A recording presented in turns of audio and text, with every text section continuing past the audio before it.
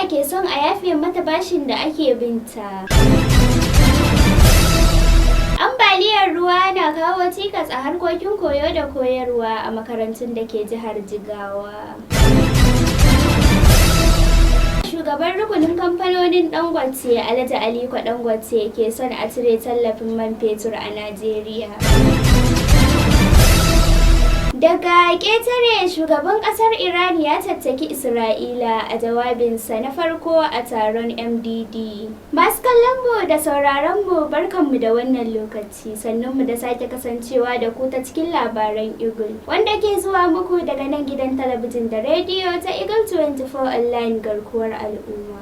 A yau muna Laraba 21 ga watan Rabi'u Awwal shekarar 1446, wanda ya daidai ga 25 ga watan Satumba shekarar 2024. Kanin labaran kuka saurara, yanzu kuma ga cikakkun su tare da ni Safiya Umar Sulaiman.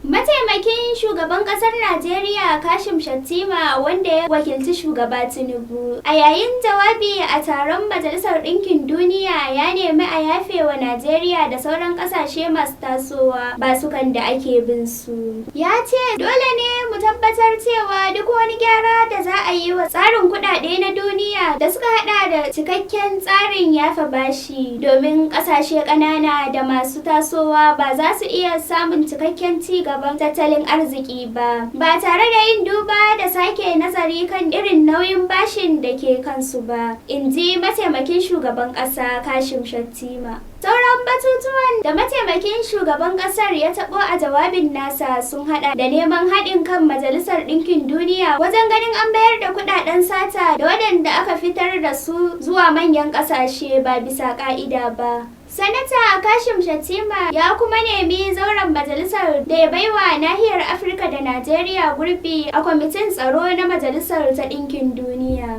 Ambaliyar ruwa na kawo cikas a harkokin koyo da koyarwa a makarantun da ke jihar Jigawa. Dimbin makarantun firamare a jihar Jigawa, gwamnati ta tsayar da waɗanda ibtila'in ambaliyar ruwa ta shafa. Har zuwa yanzu mutanen da ambaliyar ruwa ta raba da muhallansu na ci gaba da zama a makarantu duk da kasancewar ɗalibai sun koma makaranta. Hukumomi sun ce akwai akalla mutum 15,000 da ambaliyar ruwan ta tilasta wa ficewa daga matsugunansu. Mutanen da ambaliyar ruwa ta raba da muhallansu sun kasance suna ci gaba da zama a gefe guda, yayin da ɗalibai kuma ke ci gaba da karatu a ɗaya gefen. Makarantar firamarin garin Koye da ke ƙaramar hukumar Miga a jihar ta Jigawa na ɗaya daga cikin makarantun da aka tsugunar da waɗannan al'ummar. Mutanen da suka fake a cikin makarantun sun shaida cewa haka suke zama cikin ajujuwa tare da kajinsu ga ƙazanta a ko'ina.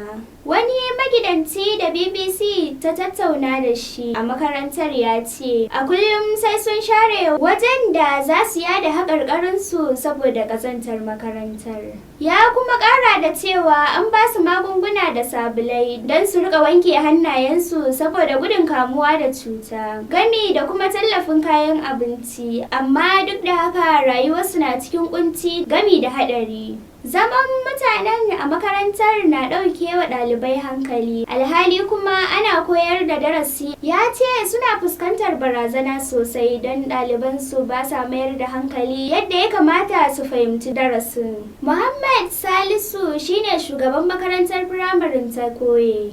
Ya shaida wa BBC cewa kasancewar akwai mutanen da ke zaune a makarantar sakamakon ambaliyar ruwa suna koyar da ɗalibai a cikin matsi.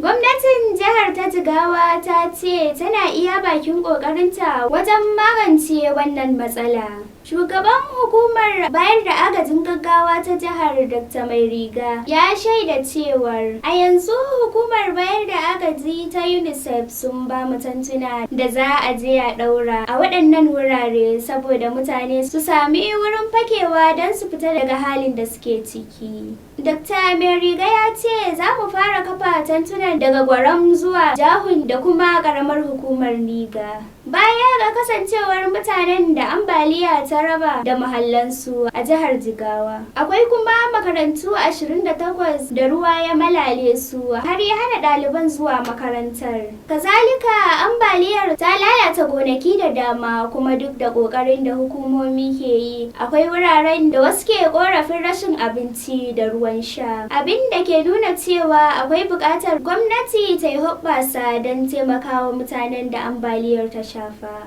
Mai shari'a Binta Naiko ta babbar kotun tarayya da ke Abuja, wadda ita ce ke gudanar da shari'ar jagoran kungiyar ta Diyafara, Nnamdi Kanu, ta janye ne a ranar Talata bayan Mr. Kanu ya miƙa buƙatar hakan, domin a cewarsa ba shi da ƙwarin gwiwar samun adalci a wajenta.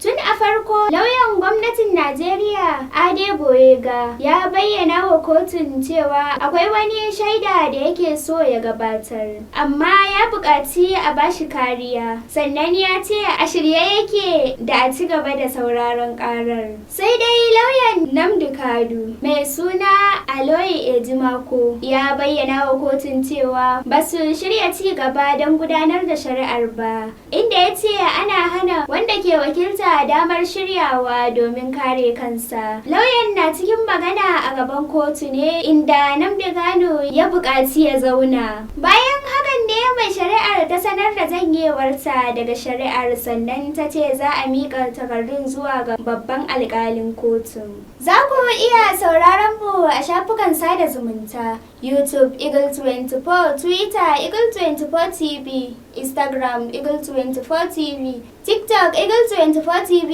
NG, Facebook Eagle Radio and TV, sai kuma lambar mu ta WhatsApp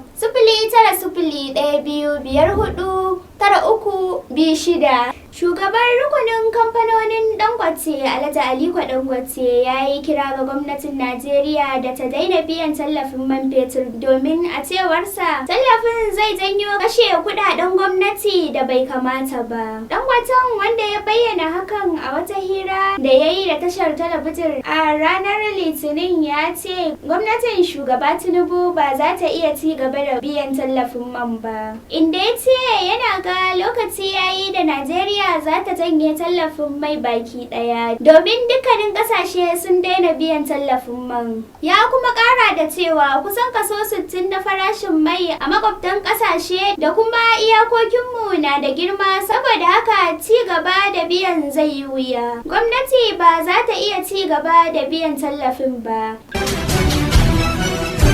Daga ƙetare, shugaban ƙasar Iran ya tattaki Isra'ila a jawabinsa na farko a taron MDD. Sabon shugaban ƙasar Iran ya gabatar da jawabin farko a taron MDD na shekara-shekara, wanda aka saba gudanarwa a kowace shekara. Taron da yake haɗa shugabannin ƙasashen duniya a birnin New York ya yi amfani da damar wajen tattakar Isra'ila da zarginta da rura wutar fitina a gabas ta tsakiya da kuma Allah wadai da aikata laifukan take haƙƙin bil'adama a Gaza da aiwatar da ayyukan ta'addanci a ƙasar Lebanon. Duk da sake sukurkucewar alaƙa tsakanin ƙasarsa da manyan ƙasashe, ya bayyana cewa a shirye suke su kawo ƙarshen gumurzu da ƙasashen yammaci ke yi da su kan shirinsu na sarrafa makamin nukiliya. Sannan ya jaddada cewa gwamnatinsa ba ta da niyyar gaba ko rikici da kowace ƙasa.